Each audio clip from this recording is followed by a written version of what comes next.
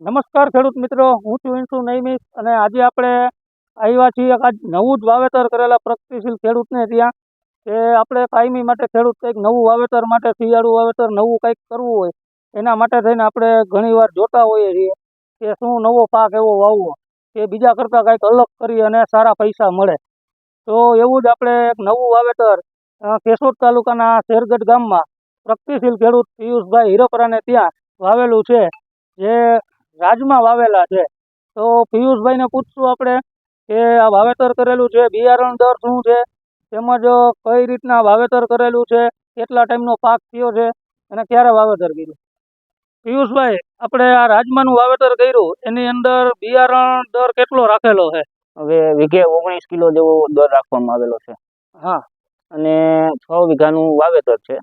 અને રાજમાનું બિયારણ મેં દાંતીવાડાથી ને યુનિવર્સિટીમાં તે પછીનું વાવેતર કર્યું. આજે 45 દિવસ જેવો થઈ ગયા છે. 45 અને ત્રીજું પાણી હાલે છે, બરોબર. અને ઓલરેડી કાંઈ તકલીફ જેવું છે નહીં અને રાજમાનું બહુ સારું એવું દેખાય છે કે ઉત્પાદન આપણે મળશે. પછી આમાં ચૂસ્યો ને એવું કંઈ આવે છે કે શું છે? હવે એમાં થોડુંક એવું તો રહેશે, એનું કારણ છે પાંદી ટાઈપનું છે ને કે સુસિયાનું અને મચ્છીનો એટેક રહે થોડો જાતો, એના માટે થોડુંક એની માટે ધ્યાન આપણે રાખવાનું રહે ખેડૂતને. અને પિયત આપવાનું હોય તો કઈ રીતે આપવાનું હોય? ટૂંકે ગાળે પિયત આપવું પડે છે કે શું છે? લોંગ પિયત આપવામાં એવું થાય, પીળો છોડવો પડવાની તકલીફ જે છે 101માં મેં ટ્રાય કરી હતી, પીળો પડ્યો છે, એટલે એમાં જેમ બને ને ટૂંકું નીક નાખીને પીત આપવાનું રહેશે આપણે.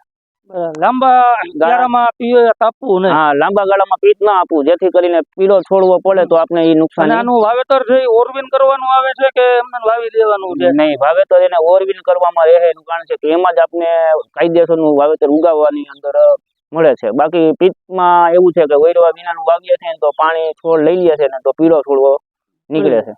પછી બીજું પિયત જયારે આપવાનું હોય એ કેટલા દિવસે બીજું પિયત આપેલું હતું? બીજું આપણે 15 દિવસે આપ્યું હતું. 15 દિવસે બીજું પિયત 15 દિવસે. 15 દિવસના રાઉન્ડમાં અત્યારે ત્રીજો રાઉન્ડ હાલે છે, 15 ના દિવસે. બરાબર, આ ત્રીજો રાઉન્ડ હાલે. ત્રીજો રાઉન્ડ હાલે. એટલે આજે આપણે આ રાજમાં છે 45 દિવસની આજુબાજુના થઈ ગયા. રાઈટ, 45 દિવસના જ આજે છે. અને ફ્લાવરિંગ પણ એનું 40 દિવસથી ચાલુ થઈ જાય. 30 દિવસે એનું પેલું ફૂલ દેખાણું હતું આપણે. 30 દિવસે પેલું ફૂલ દેખાણું હતું એની અંદર. બરાબર. અને બાકી તો એને કઈ જરૂરિયાત હોય એ આપણે આપતું જવાનું ને એની આગળ ચાલતું રહેવાનું. કદાચ 90 થી 95 દિવસે આ પાક બની જાય એવું તૈયારી છે આપણી. એવું છે. અને આ જે બિયારણ છે એ ખેડૂતોને જ વેચવાનું છે કે નહીં? ખેડૂત એને જ આપવાનું છે. આપણે ક્યાંય યાર્ડની અંદર આપવા નથી. બને ત્યાં સુધી આપણે ખેડૂત થોડો સદ્ધર બને એના માટે કોશિશ કરવાની. બરાબર. તો જો કોઈ ખેડૂત મિત્રોને બિયારણ જોતું હોય તો બિયારણ પણ વેચવાનું છે, ખેડૂતોને જ આપવાનું છે. રિઝનેબલ ભાવે આપશે કે જે માર્કેટ પ્રમાણે ભાવ હશે એ પ્રમાણે રિઝનેબલ ભાવમાં જ ખેડૂતોને આપવાનું છે. અને આ બિયારણનું નામ છે રાજમા 2. રાજમા 2 વેરાયટી છે. અને આગળ આપણે ફરી પાછો વિડીયો પણ બનાવશું કે કેવી સિંગો લાગી છે. અત્યારે કોક સિંગો દેખાય છે, જે તમે જોઈ શકો છો આમાં કે કોક સિંગ દેખાય છે. અત્યારે આ રીતની સિંગ થાય છે, જે અત્યારે શરૂઆત થઈ ગઈ છે સિંગોની, અને ફ્લાવરિંગ પણ છે. એટલે આખું પાક તૈયાર થશે, સિંગો આવી જાય ત્યારે આપણે ફરી પાછો વિડીયો પણ બનાવશું. અને તમારો કોન્ટેક કરવો હોય તો પિયુષભાઈ તમારા નંબર શું છે? મારા નંબર છે 99256 45 915. તો કોઈ ખેડૂત મિત્રને જો બિયારણનું અત્યારથી બુકિંગ કરવું હોય તો તમે આ નંબર ઉપર કોલ કરીને પિયુષભાઈ પાસેથી બિયારણનું એડવાન્સ બુકિંગ પણ કરાવી શકો છો. આગળના વાવેતર કરવું હોય ને વધારે કાંઈ માહિતી હોય તો એ પણ તમે એમાં મેળવી શકો છો.